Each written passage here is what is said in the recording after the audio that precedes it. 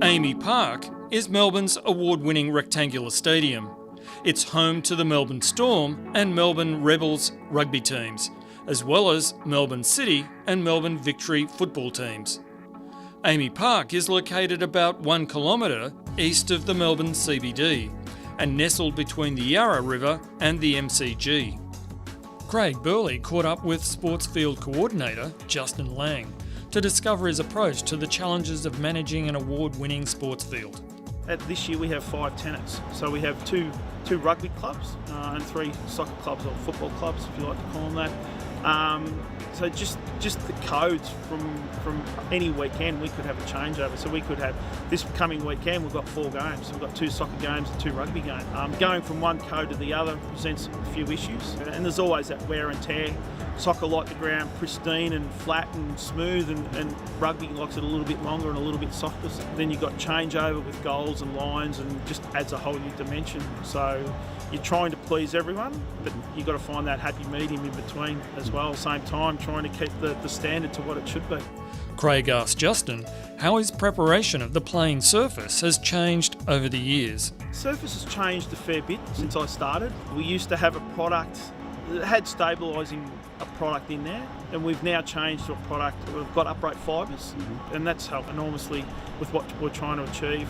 Once you lose your turf cover and your root system, then you're open to destabilisation of the surface, and that's when you can get into a bit of trouble. So we've brought in stabilised turf, and it's made our job a lot easier. It's a lot higher maintenance, but on the other hand, the benefits have been profound.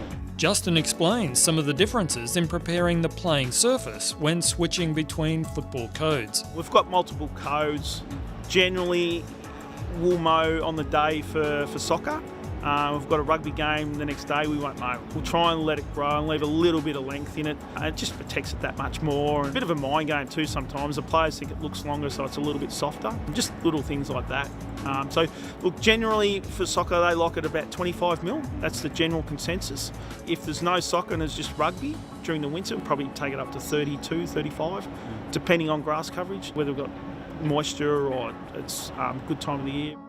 We'd like to help out our tenants anywhere we can, but sometimes, just time doesn't allow us. So training on the outside grounds, they get a lot more use than in here. So you can imagine out there, they're probably training 6 days a week, particularly pre-season, the very high pressure, high intensity training. That's where they get all their fitness and before the season starts, pre-season. So they are copying a fair bit of wear and tear, especially with the rugby codes too. We try and cater for their needs, try and give them what they would play on in here. But depending on what time of the year, sometimes it's not always possible. Craig asked what a normal turf management program at AAMI Park looks like the week after a major sporting events weekend. Generally speaking, depending on what time of the year it is, through the winter when things aren't growing, we like to clean the field up. That's our first thing, and then let it rest. Recovery is the most important thing. You'd like to get on and do a lot of things. That time of year, with the amount of traffic that we've got, the best thing for it is just rest. Let it do its own thing, let it recover, and then later in the week, we'll get on and mow.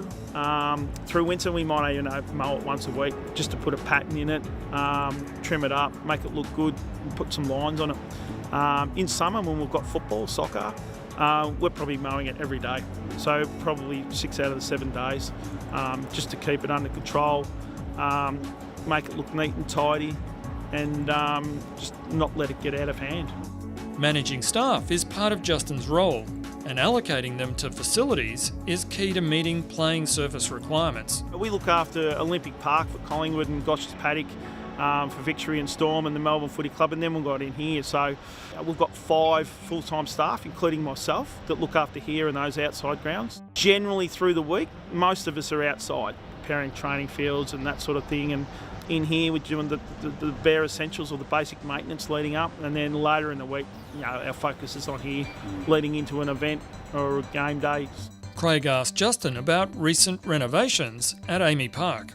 When you've got a hybrid turf system, it's very high maintenance. You can't let the thatch get away too much. So I know in the UK, a lot of the EPL grounds, they renovate, take the top off every year because they need to, because the scarring and the divoting and that can get bad if you don't do it yearly. We're in a bit of a different situation where we just don't have the time. Unfortunately, we've had COVID, but fortunately for the grass, it's given us a bit of time where we can do that renovation. So on a 12-month calendar, we haven't got any time at all to do that. So this year's given us the opportunity to take that and do that.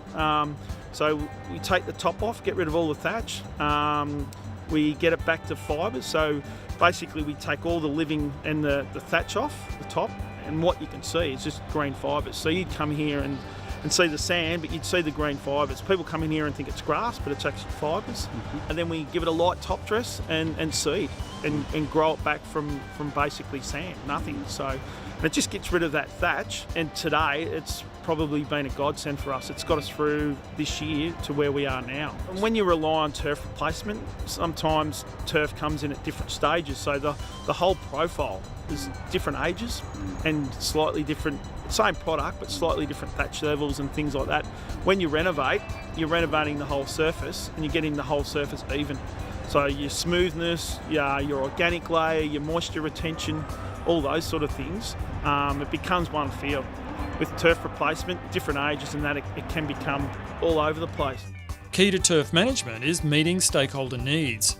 Craig asked Justin what feedback he gets from sports players and the broader community post-renovations. Fantastic. Like, a lot of people are saying this is probably the best it's ever been. Like, in the past, at times I've thought, we've got this pretty good, but the feedback we're getting, playability and aesthetics, are saying it's as good as it's ever been.